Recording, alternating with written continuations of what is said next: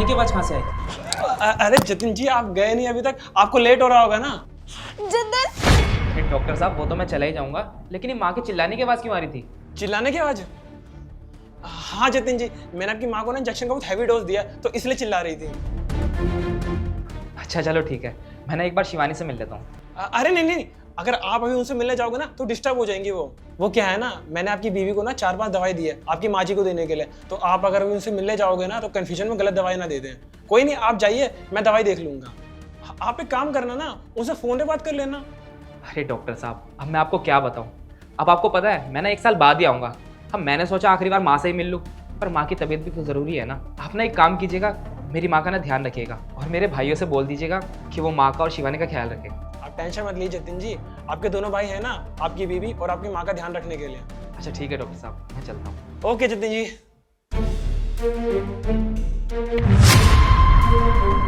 माँ को चैन नहीं आता, आराम से जतिन जा रहा था फौज में, उसे रोक क्यों रही थी? तुम मुझसे पूछ रहे हो कि मैं अपने बेटे को आवाज क्यों लगा रही थी? मुझे अच्छे से पता है जब मेरा बेटा चला जाएगा ना तो तुम लोग क्या सलूक करोगे। बेटा मैंने तुम्हारा क्या बिगाड़ा है, क्यों कर रहे हो तुम लोग ऐसा?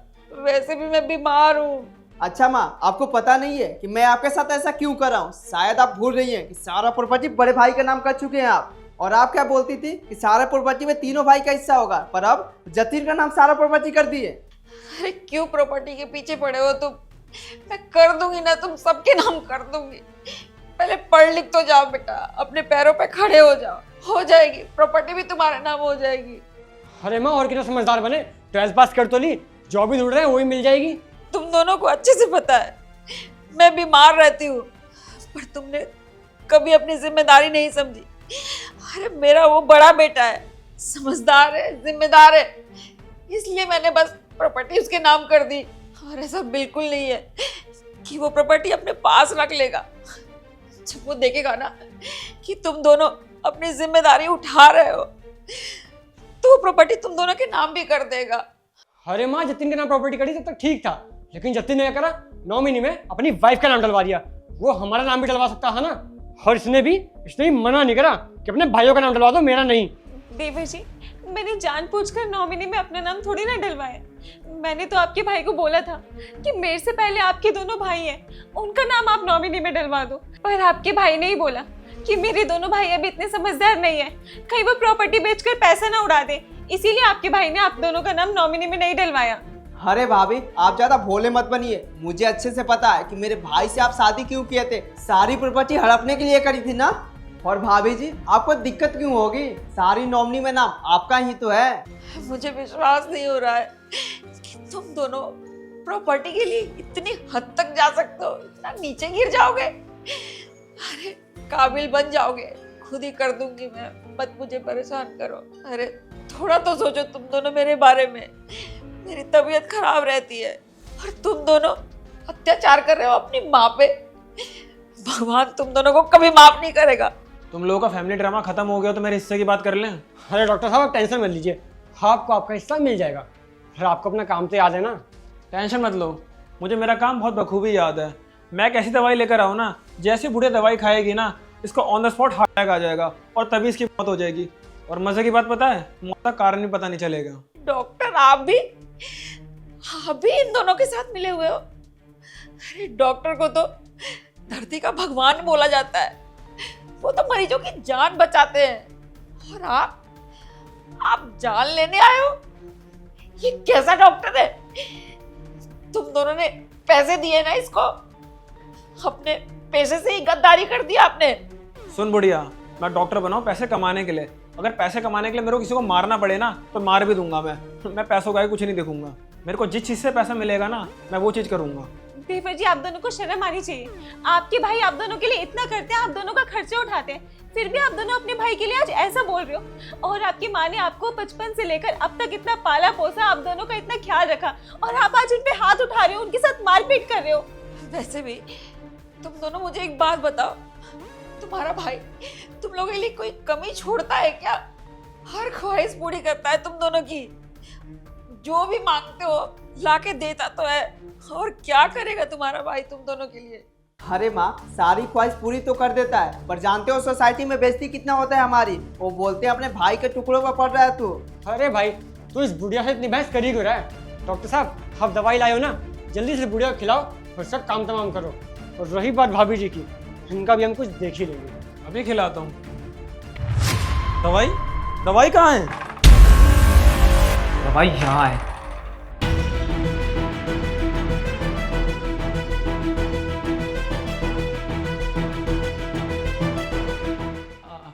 अरे जतिन जी, आप? जतिन, बेटा अच्छा हुआ तू आ गया। ये तेरे दोनों भाई और ये डॉक्टर प्लानिंग कर रहे थे मारने की हम लोगों की। बहुत अच्छा किया तू आ गया। देख, इनकी सच्चाई यही है। हाँ माँ, मैं आ गया। अब आप टेंशन मत लो। देखिए ना जतिन जी, मुझे लग रहा है आपकी अम्मी की ना दिमागी हालत खराब हो रही है। कैसी बहकी बहकी बातें कर रही हैं। अरे माँ जी, मैं आपको दवाई दे दूंगा। देखिए ना जतिन जी, आपकी माँ की दिमागी हालत बहुत खराब होती जा रही है। मुझे लग रहा है ट्रीटमेंट बढ़ाना पड़ेगा। अरे भैया, इनकी बातें विश्वास मत करो। माँ ना कुछ भी बोले जा रही है। डॉक्टर साहब, इनकी दवाई का टाइम हो गया, इनको दवाई खिलाओ ना। कुछ भी बोली जा रही है। जतिन जी, आप मेरी बात का भरोसा करिए। जैसा आप सोच रहे हो वैसा कुछ भी नहीं है। नहीं बेटा, तुम किसी की बातों में मत आना। ये डॉक्टर झूठा है, ये मुझे मारना चाहता था। अभी इसने बोला है, झूठ बोल रहा है ये। घबराइए मत माँ, अभी के अभी सारा सच सामने आ जाएगा। इंस्पेक्टर साहब,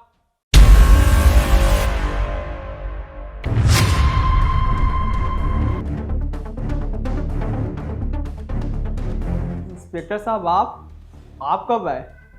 इंस्पेक्टर साहब, यहाँ के क्या हुआ? आप लोग इतना घबरा क्यों रहे हो? आप लोग यही सोच रहे हो ना कि मैं यहाँ पर कैसे आया? और बताओ बेटा जतिन, कैसे हो? मैं तो ठीक हूँ, आप बताओ। सब ठीक है। तुम्हारी मम्मी कैसी हैं अब? ठीक है वैसे पहले से? पता नहीं अंकल जी, कुछ समझ नहीं आ रहा।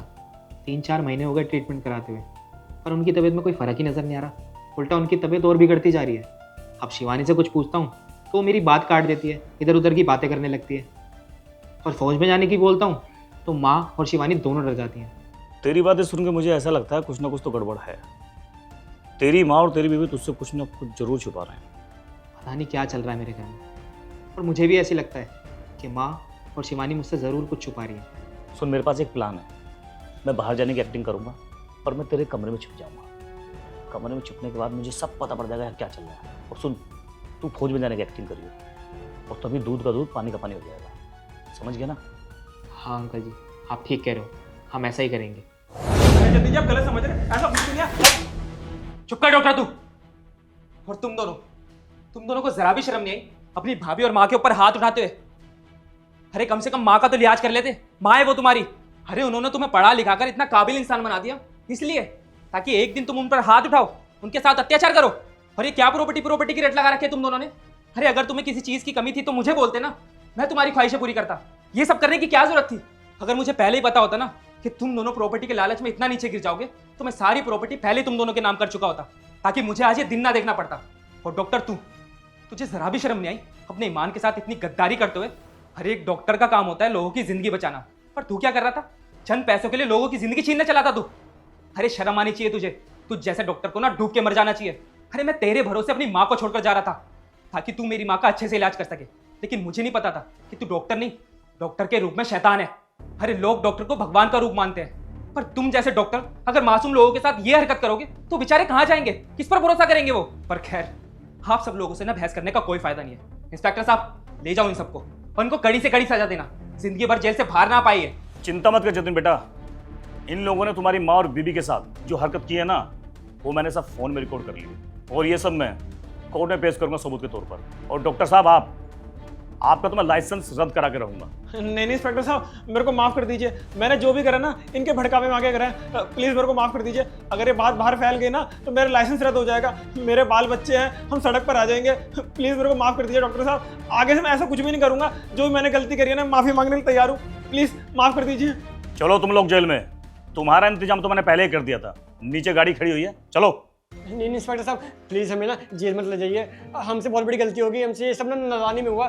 चंद प्रॉपर्टी के लालच में ना हमने माँ के साथ ये सब कर दिया। पर हम आपसे वादा करते हैं भैया, मैं आपसे ही वादा करता हूँ, मैं ना माँ का बहुत अच्छे से ख्याल रखूंगा और मैं भाभी का भी बहुत अच्छे से ख्याल रखूंगा। आप ना बेफिक्र होकर फौज में जाइए। पर प्लीज़ इंस्पेक्टर साहब से बोलिए ना कि हमें जेल ना ले जाए। माँ आप ही बोलिए ना कुछ, वरना हमारी लाइफ ख़राब हो जाएगी पूरी। माँ, इन्हें बोलिए ना कि हमें जेल ना ले जाए, आगे से हम ऐसी गलती कभी नहीं करेंगे। माँ आपके हम बहुत ख्याल रखेंगे। तुम दोनों माफी मांग रहे हो मुझसे और तुम दोनों को लगता है कि मैं माफ कर दूंगी? कौन सी औलाद ऐसी होगी जो अपनी बीमार माँ को मारती पीटती होगी? आज के बाद ना मेरा सिर्फ एक बेटा है और वो है जतिन। तुम दोनों को प्रॉपर्टी का इतना सा भी हिस्सा नहीं मिलेगा। मर गई तुम दोनों के लिए आज से तुम्हारी माँ। चले जाओ तुम दोनों मेरे नजरों से दूर। इंस्पेक्टर साहब, आप इन दोनों को ले जाइए और जेल में डाल दीजिए और जितनी कड़ी से कड़ी सजा हो ना इन दोनों को दीजिएगा ताकि ये कभी बाहर ही ना आ सके। मुझे इनकी शक्ल ही नहीं देखनी। चिंता मत करिए आप, इन लोगों को तो ऐसी कड़ी से कड़ी सजा दिलाऊंगा ना मैं कि जिंदगी भर याद रखेंगे। तुम तीनों की खातिरदारी तो मैं जेल में करूंगा। चलो चल बे, अभी चल।